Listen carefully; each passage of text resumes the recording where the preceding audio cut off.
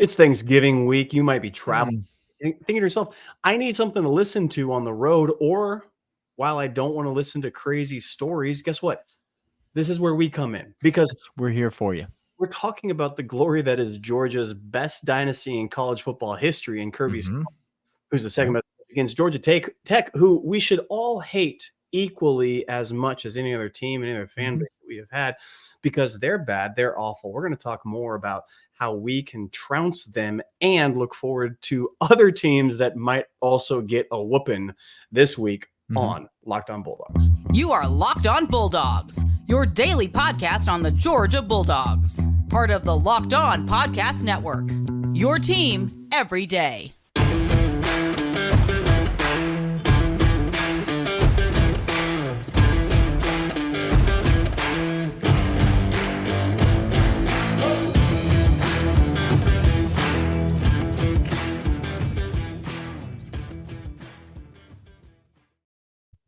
Is up, everybody? Welcome to the Locked On Bulldogs podcast. Today's episode brought to you by the fine folks over at Prize Picks.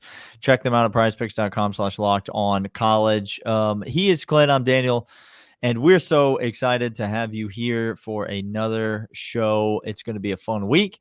As Clint mentioned, it is Rivalry week. It's Thanksgiving week. It's Georgia Tech week. We've got a ton to discuss.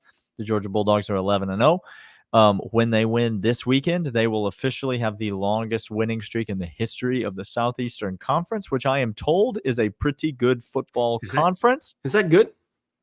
It is a pretty good football conference. Georgia Tech would know about the Southeastern Conference because they have more Southeastern Conference championships than South Carolina does. So just a free shot at South Carolina here early in the show. It is Georgia Tech week. And we've got a lot to discuss. We're going to look ahead to the game on Saturday on the Flats. We're going to talk about Brent Key. We're going to talk about this Georgia Tech team, the offense, the defense. And I have a feeling Clint will have some things to say. You're not going to want to miss them. But first, Clint, I thought it would be fun. It's apropos. We haven't done this in a while. All right. We've had a lot to discuss this year.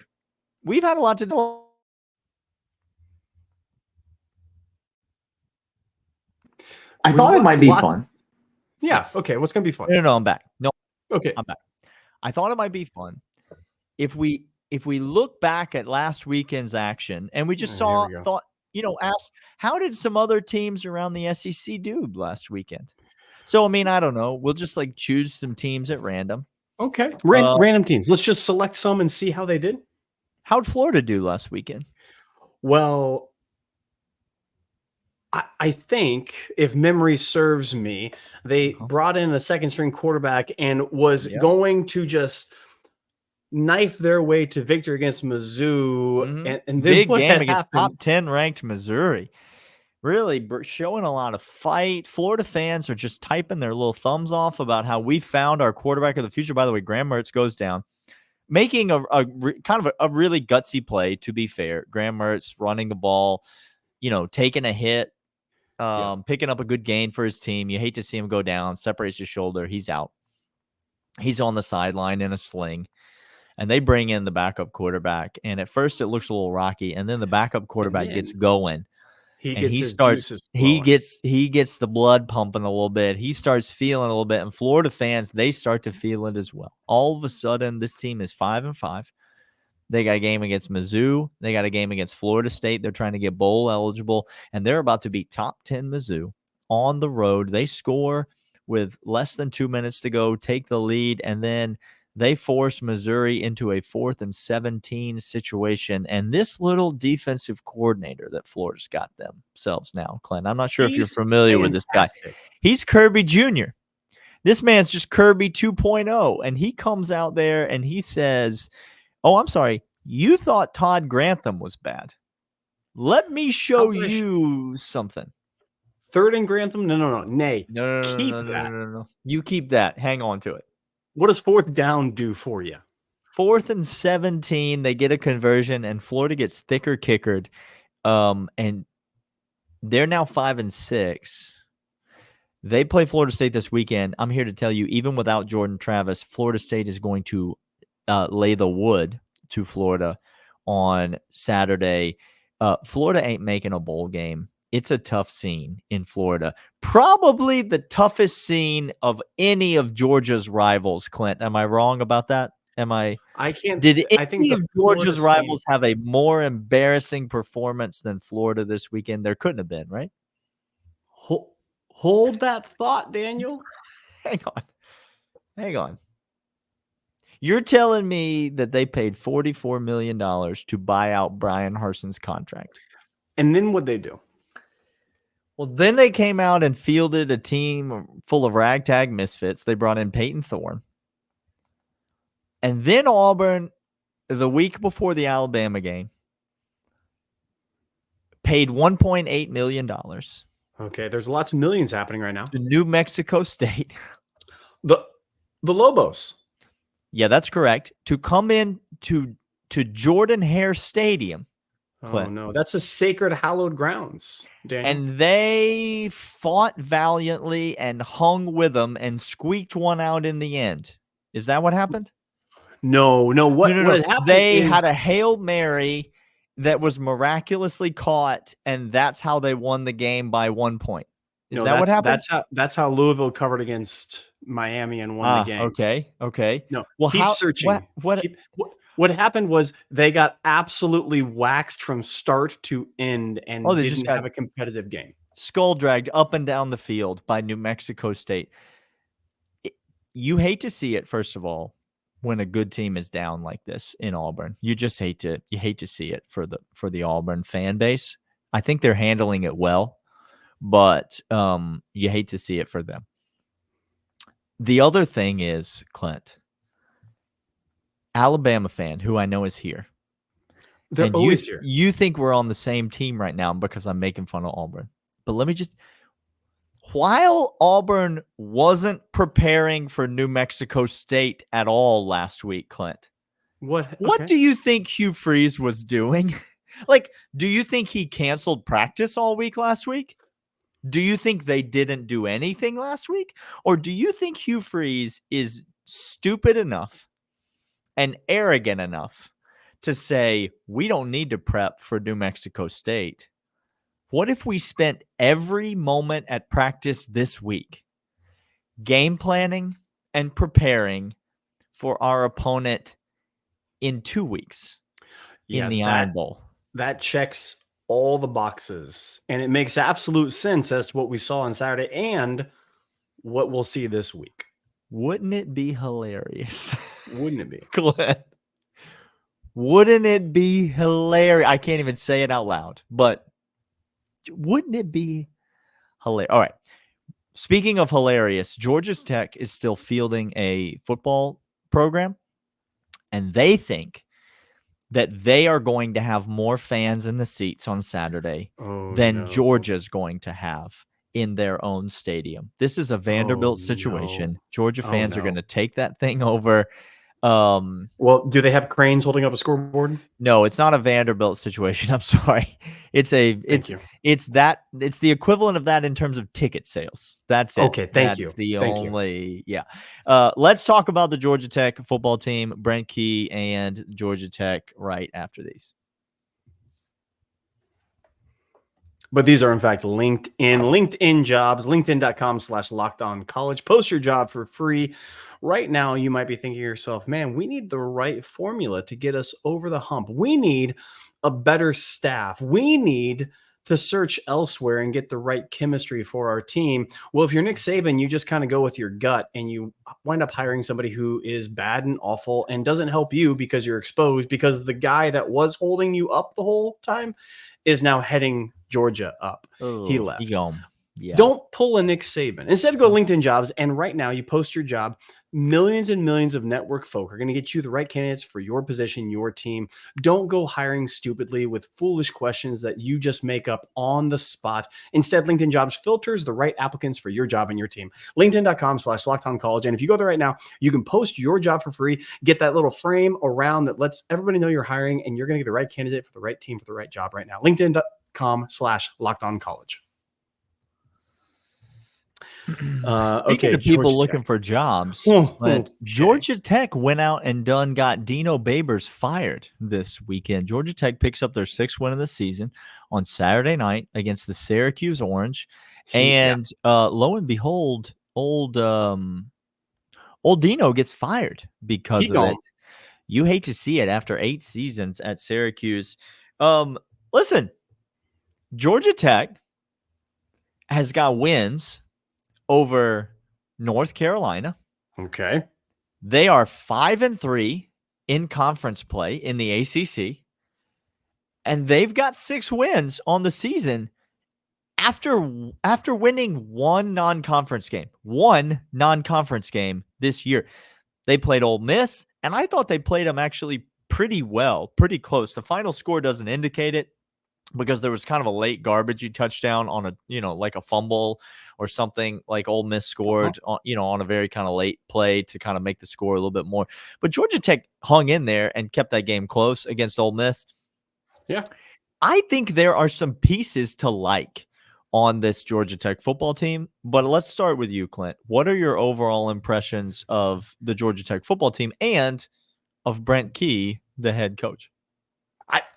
Look, Georgia Tech is who they are. I think they tried to do a few things of transfer quarterback and transfer players in the past and changing up the offense and yada, yada, yada, yada, yada. And trying to do gimmicky and try to get players in the ATL to care about Georgia Tech and recruiting base and all that. And Brent Key said, you know what? I'm going to absolutely Detroit Lions this. Okay. You look at the Detroit Lions. They went out and got an absolute Cro-Magnon type man for the head coaching job. And you know what? It's working. Like, it's working. It's a thing. Players get buy-in. Now, I thought Shane Beamer had a little bit of this because the players loved him. And then it turns out nobody likes him and everybody wants him gone because he can't coach. Brent Key, I think, is the right guy for Georgia Tech. We've said this last year when he got that interim tag removed. We said, oh, man, he's going to mess around. He's going to find out and he's going to do something. Because I think that what Georgia Tech needed was a no-nonsense guy to come in and make just a foundational aspect and be tough in the middle of games, not gimmicky, not try to do the Boise State thing. And it's worked largely. So I actually give a lot of respect to Key. I mean, no actual like sarcasm, no hatred. I actually give a lot of respect. Georgia Tech as a team is not competitive to the Georgias of the world, but is this their Super Bowl? Yes, this is. Neither's Ole Miss, to be fair, or Tennessee, or I was just many other teams. So, this is the Super Bowl, and I mean, Brent Key's a Georgia Tech alumni. Like he alumnus. He wants to win this game as desperately as anybody. But the talent discrepancy on the field is going to be apparent. But I actually like Haynes King. The Texas A&M transfer. I think we all know that Jimbo Fisher is the place that quarterbacks go to die. And so good for Haynes King for getting out of there and finding somewhere else. And he's had a pretty decent season. He's got almost 3,000 yards passing, or over 2,500, 2,600 yards passing. He's got over 600, close to 650 yards rushing on the season. And then Jamal Haynes, who is their starting tailback, I think he's really good, 7 yards a carry as well. I think Georgia Tech has some pieces offensively that are pretty good. Don Blaylock is having a pretty good season for Georgia Tech this year. They've got the kid Singleton is kind of their number 1 wide receiver. Don Blaylock is kind of slotted into that number 2 wide receiver role. And I like some of the pieces that they have offensively. Now, I don't think that they have what it takes up front offensively to hang with this Georgia front. And I don't like the matchup of their receivers against our secondary at all. Like at all. And so I think the way that the Georgia Tech offense keeps it interesting against Georgia and scores some points against Georgia is by running the quarterback and by hitting some explosive plays, probably in the run game, Clint. If you're Georgia Tech, is that how you're attacking this Georgia defense? I think it's the only way. It's the only source of success other teams have had against Georgia at any amount or any ability. There's been a couple of shots that have been hit deep, but you don't have the athletes. I know those guys have had good type games, but those are games in which kind of you grind out the receptions, you grind out the passing tree. They don't have the shot callers to go ahead and just bomb one over the top. He has the arm strength for it, but not the wide receivers to get past everybody. If they're going to man up and do that, it might come against second or third string players for Georgia, but the way they're going to beat is just kind of just good old fashioned grind it out. I think the run game is where you go, where you lean on. And I think Georgia Tech's going to be fine. They're going to be very happy to get 4 yards a carry if they can eke that out. If I told Georgia Tech, you're going to have 4 yards per carry on rush, they would jump for joy and they would have 50 rushing attempts in this game, Daniel. Absolutely. If it's 3rd and 4, every single new set of downs, I think Georgia Tech feels like they're winning the football game. Like, it, not that they're going to win, but like they are winning compared to what the expectations were going into this game. If they can gain yards on 1st and 2nd down, again, by hitting plays in the run game with their tailback. And I'm not talking about big chunk plays. I'm just talking about successful 3-4 yard runs. And then running the quarterback, Haynes King, running a zone read, getting the quarterback out on the perimeter, running a quarterback draw to keep the defense off balance. Yep. And then, maybe try to get some quick stuff to the wide receivers to move the ball. I think that's going to be Georgia Tech is going to try to Vanderbilt Georgia. And to be fair, Vanderbilt has better wide receivers than Georgia Tech, like way better wide receivers than Georgia Tech. But I don't think their quarterback is as good. And I don't think their running game is as good.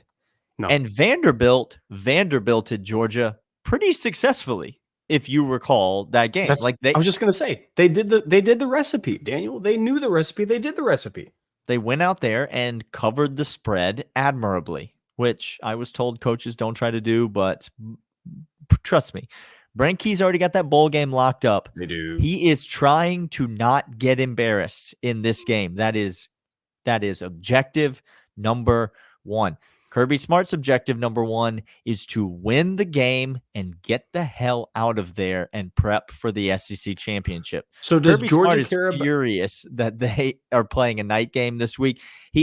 All he wants to do is prep for the SEC championship game. But he's not an idiot like Hugh Freeze, and so he's going to coach this game before he preps for next week's game. Yeah. Oh no! See, what happened was we actually have a coach, it's not a coach that we have. It's a coach. That's what we have. We're going to come back after this, talk more about the first look ahead of Georgia Tech, but first these. And Daniel, these are in fact Prize Picks. Prize Picks, fantastic, because you go there right now to prizepicks.com/lockedoncollege. And what's really great is Prize Picks is the most fun that Daniel and I have had at winning 25 times our money this football season. And now we can do during basketball season. Basketball season here. By the way, we're coming for basketball talk, y'all. Your boy had done messed up, and CJ Allen has my heart as well as this basketball team and Mike White, and I can't stop it. I have feels. Listen, I'm frustrated by the early results, but this team is out here and they're playing well. There's things to like. Go ahead. This week's Prize Pick, I'm selecting Anthony Davis for more than 2 blocks and Damian Lillard for more than 4 3-pointers made. That's how easy. You set out a number like blocks for Anthony Davis or 3-pointers for Damian Lillard. You say over and under, and you get there right now because you say to yourself, yes, I think he's going to have a great game. It's very, very simple. It's not against Vegas or the Sharks or teams or anything like that. PrizePicks.com/LockedOnCollege and use promo code LockedOnCollege for a first deposit match up to $100. PrizePicks.com/LockedOnCollege. All right.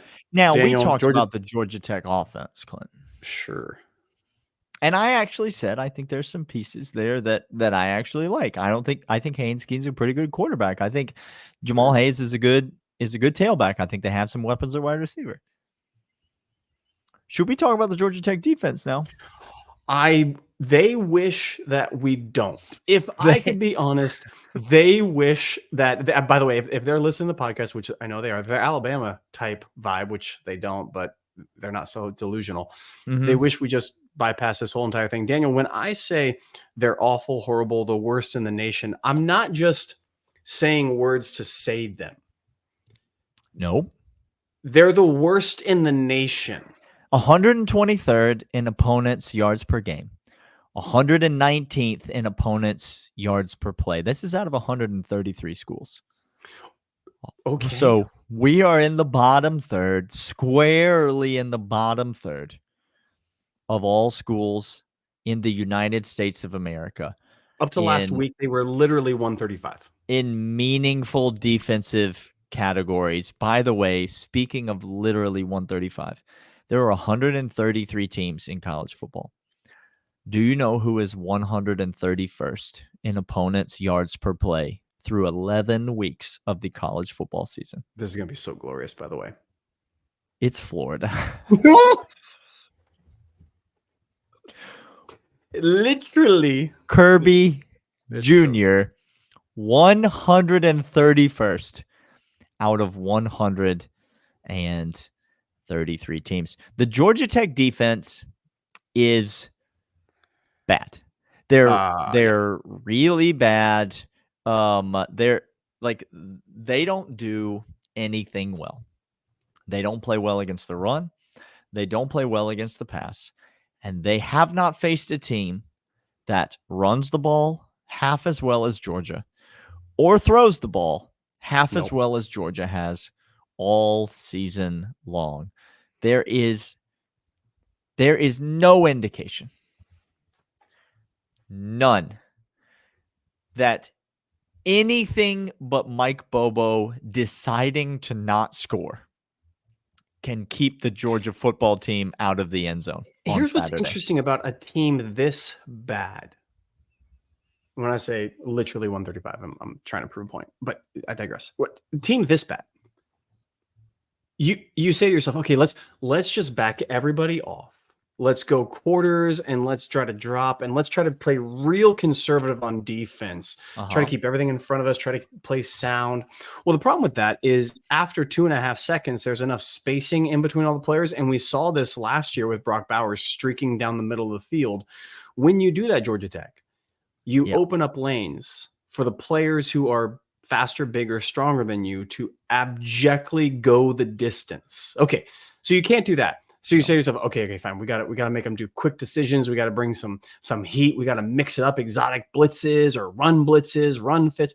Well, you do that, and you're gonna get stonewalled because you're so bad on defense. We've played much better, and our offensive line has played so much better that then you're asking defensive backs who aren't at the same caliber as our players to be zero-man free if you're going to bring the house. Oh, no.